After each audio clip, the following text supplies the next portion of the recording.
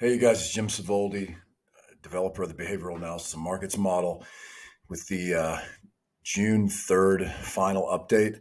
The first thing I want to do, thank you guys again for this incredible follower count. This is obviously the AMC Army, and you guys are the best. I really appreciate it. Um, the YouTube channel has this bogus thing here. I don't have anything on here that's going to be replying to you guys with my image on it. So this is completely bogus. We flagged this early this morning, and YouTube hasn't taken it down yet. And there's just no way we can go through and manually delete every one of these from every one of these videos. So anyway, here they are again. But you guys, whatever you do, don't respond to any of these things. Don't click on any of it. Don't go to any of these numbers. Don't go to any of this WhatsApp, whatever all this stuff is. Just avoid all of this stuff. I'm commenting on things here and there, but there isn't any image uploaded yet. So stay away from all of that. And anywhere else on the internet that you see any presence of BAM or me, ignore it, because I'm not out there. I'm not on Facebook. I'm not on any of the other social media platforms. Okay, let's dive into today's tracking. So we like I said earlier, huge curveball with the two halts. My work is dependent on these timestamps. They're predicted out into the future. You guys have seen the way it works. Today's trading activity might be generating future zones of strength that go out to 3 hours or 3 days from now. So it just jacks up a lot of my work and creates a lot of headaches. Even full holidays, the half stub days that we have around Thanksgiving, all that stuff is hard to deal with, and two halts in one day makes it even harder to deal with. On top of what's going on right now, which is just a full scale Donnybrook between opposing forces here. The bad guys own the overnight market right now. The good guys own the day market. So the day session, this information is coming from the day session. There's almost nothing that I can use from the night session right now, and all of it looks bearish. So really, the only hope we have at a massive speed line attack tomorrow will be if we get what's called I don't want to get too deep in the weeds with you guys, but it's called a spring jump, which just means that I'm sorry, it's a wet blanket jump. And all that means is that we have these forces trying to push the market down and trying to sort of whack-a-mole any type of bounce action. But if you have enough power, if you have clusters of ZOSs that are clustered coming from different time frames, like my 1 minute, my 5 minute, my 30-second models, and then with like a backdrop of hourly bullishness, sometimes you can break through the wet blanket, and it's almost like re-entering one of these expanding fractals expanding megaphones I've showed you guys. So I can tell you in real time if that happens, but I can't tell you ahead of time if it's going to happen. It's like the 1987 crash was the opposite of that. It was what I call a spring buy. It's this thing that sits underneath the price action, and it's that trampoline I described to you guys the other day. And so what happens is I can see in real time if price moves to a point whereby my sort of the secret sauce of what I built shows that the trampoline basically breaks, and then the indicator will start to kind of wobble underneath that level. It's almost like price breaking an uptrend line and wobbling and then accelerating to the downside. So that's what 87 looked like at the 5 minute level. So if we get that tomorrow in AMC, I'll be able to tell you guys in real time. It's a little clunky, this new process of me trying to upload these videos to YouTube as opposed to just shooting the Loom link straight to you guys on Twitter. So if we ever get to a point where I think something's like super time sensitive, I won't even worry about uploading it over at YouTube. I'll just shoot it straight out to you guys in a Loom link, and even maybe tweet just text without any hashes, so that I'm certain that Twitter's not obscuring it from you guys, to put it nicely.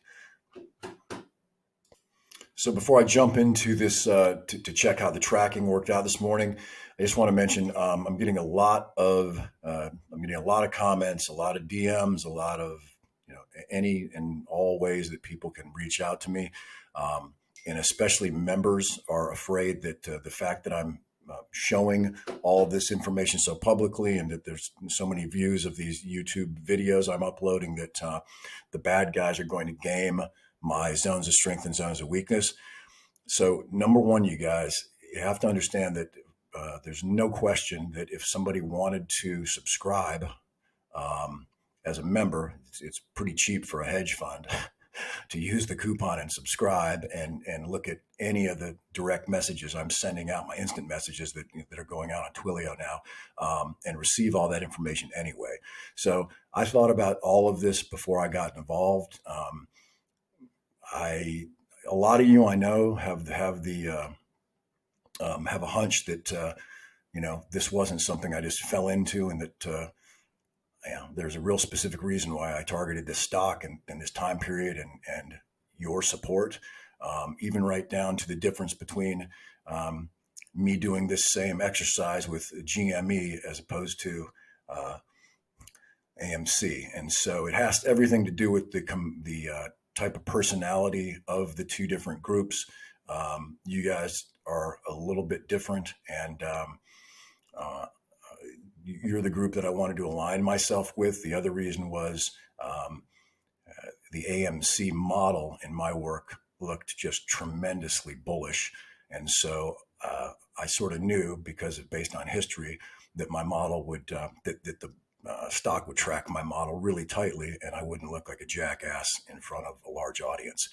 So the other thing that I planned ahead of time was that when the big guys tried to game some of the zones of strength and weakness, if I did attract enough attention, a way to handle that, which is that I'm going to be slipping in some erroneous data here moving forward. It's going to be data that I know will not affect you guys, but it will affect them if they are trying to game my zones of strength and weakness. So I have that handled. I have it all planned out, and you guys don't worry about that at all. It shouldn't affect anything. Now, this morning's lack of tracking, if you guys remember last Friday and the Friday before that, I told you that there is a dynamic that happens on options expiration week and on the monthly expiration, where the tape is gamed at the very beginning of the day on a Thursday and or a Friday. And what it accomplishes is it helps to set up sort of strike price pinning on a Friday expiration. And it's just something I see all the time, but it only lasts for about an hour or two in the morning after the opening bell. And then you'll see, like again today, that things track. So this was all so sloppy that it was actually the exact opposite. It was a zone of strength was a zone of weakness for the market. My zone of weakness was a zone of strength. Once we got through that, then I told you guys that I showed you guys the fact that we had a nice hourly trigger attack here in the anemoid tool, and that we were attacking that trigger against really nice upside velocity of a positive 86 cents, and that's just a clear buy in the anemoid model. Now, I'm never going to recommend for you guys to buy or sell anything. I'm just describing to you how this works, the anemoid bot, how the algorithms work, and the expected outcome when certain things happen. So again, that was very obvious. This divergence at the 5-minute level, here's price making a lower low, velocity not making a lower low, that's buying activity coming in, and you're going to see that 9 times out of 10 on an attack of that hourly trigger, especially with that really nice backdrop of bullish hourly velocity. So that was a no-brainer buy. It was in front of zones of weakness that I had recalculated by adding 13 minutes to the original timestamps, and that roughly took care of the 2 halts that took place to try to get back in alignment with what this should have been if they had not halted. So the 8:30, the 8:48, this was weakness. This worked decently, but especially we started to turn up right right there and right here. And then remember, we had this 64.50 retest on the board, which looked pretty unlikely with the stock trading at $38. But we did end up moving straight up into that, 930 got us going. The Anemoy bot, I'm sorry, you guys. Yeah, the Anemoy bot went long, and we were off to the races. We retested that 64.50 level. I know from some DMs and text messages from friends that some people made a lot of money on these weekly expiration calls that expire tomorrow. So that's great. That's sort of the way that you guys can implement this tool I built into your own trading strategies and investment strategies. So anyway, all of this worked out nicely. Remember, I told you guys when we have a zone of strength followed by a zone of weakness and a decent sized gap in time between it, you should assume that split the difference between the 9:35 and 12 o'clock weakness and assume that you're going to get follow through strength into that time. That's what we got, basically a high into this period here. And then here's your weakness taking over down at 12. So real good day. I mean, a scalper's long here calls. Sometimes if I'm aggressive, I use that retest as a bogey. Other times, and especially if the stock doesn't have as much premium built into the options, I might take a strike that's midway. So, between the hourly trigger at $40 and our retest at 64.50. So, that's the way these things can be played. And then it also has to do with how close you are to the Friday expiration, of course, because you have the premium decay. So I try to keep it affordable. If the stock didn't have as much premium pumped into it, a lot of times I'll do what you guys will hear me refer to as an all or nothing bet. And I use the word bet because that's exactly what it is. And I say all or nothing because I'm willing to bet an amount of money that's equal to being stopped out of the underlying stock. So if I'm willing to risk $1,000 on a wiggle stop loss or something like that, or a smaller position, $100, $50, whatever it is, I'll take that same amount of money, I'll invest it in the calls, and then I won't touch them. I'll let them go to zero into the Friday expiration if that's where they're going to go. Or a lot of times they might be up, 500 to 2,000% into, Friday. And these are exclusively trades put on usually Thursday or even late Thursday, right before the closing bell, and you're gunning for that Friday options expiration.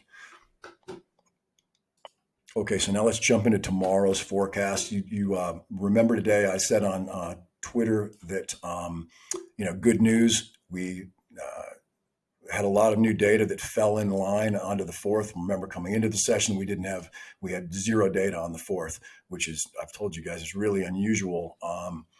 But the fact that during a declining market and some sloppy trading that we were able to generate basically all zones of strength is not only unusual, but it's a good sign. I told you guys the overnight models definitely bearish. And then the overnight after hours, I should call it the after hours model. It's not only bearish during the after hours, but that's sort of a hybrid. When I include a 24-hour cycle, it includes the after hours trading in the pre-market trading, and also the actual trading from the opening bell to the close. So during the day tomorrow, that 24-hour model is even bearish, but the day session model is bullish. This is as tough as it gets in my work as far as making a call. And usually if I were, talking to clients, I would just sort of say, hey, the lazy approach would be for me to say, hey, this is a really noisy setup, and for me to sort of back away from it so that I, don't end up looking like a jackass. I'm showing this to you guys because there is a chance, because of that really bullish 60-minute expanding megaphone melt up fractal that we're in and that we triggered, the yellow line that we always look at and talk about. There is a chance that it can overpower the 24-hour bearishness, excuse me. So here's what we've got. This, I told you yesterday, was probably the most bullish looking zone of strength. And these are termination points here. So that's the most bullish looking kind of termination point tomorrow afternoon. You're going into the last hour of trading there. So what I'll be doing, since I'm since this is a really tough call based on the BAM models, zones of strength and weakness, and especially since there's there's conflicting signals between those two time frames, day session and the 24-hour. I'm going to be leaning really heavily on this guy, on an EMOI.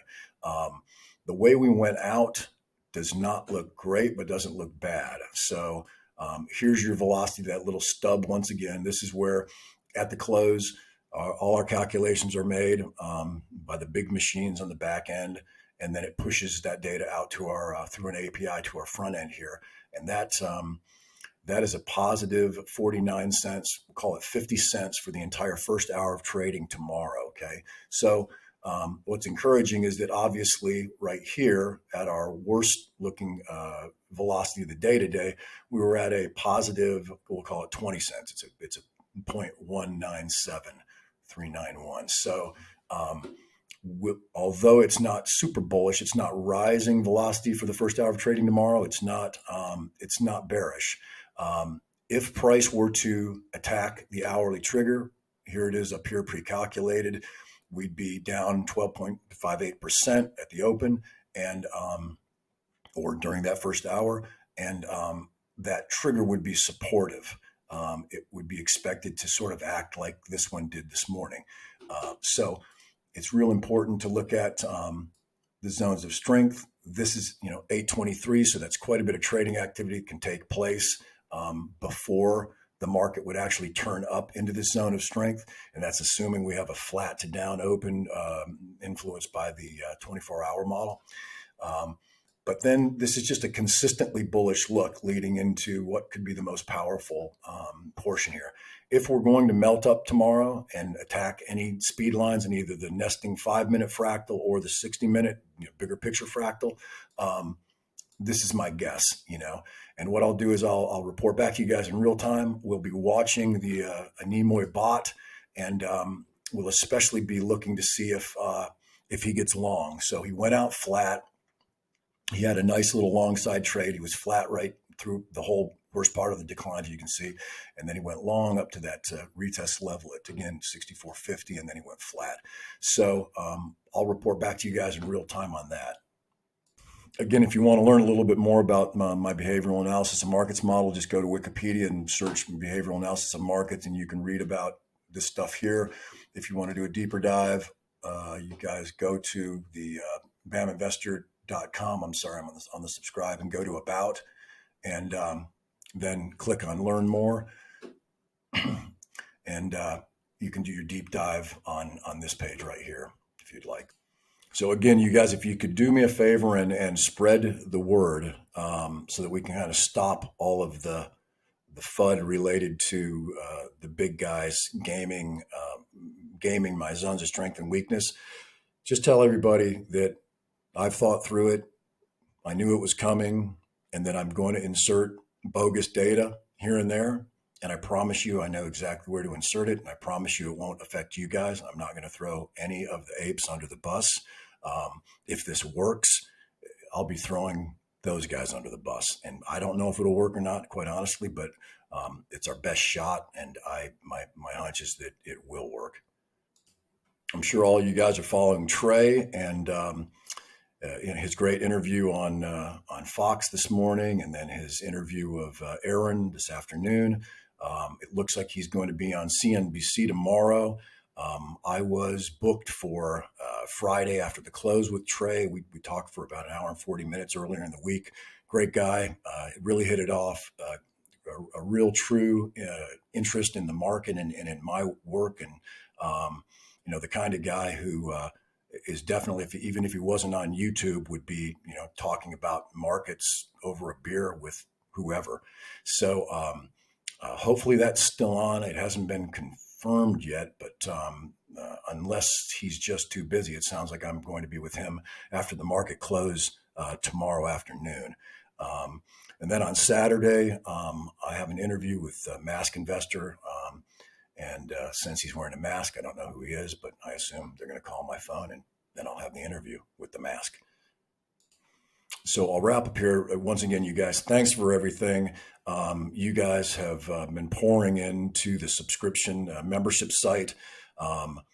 A lot of that money is going right back out the other side to build this new membership site.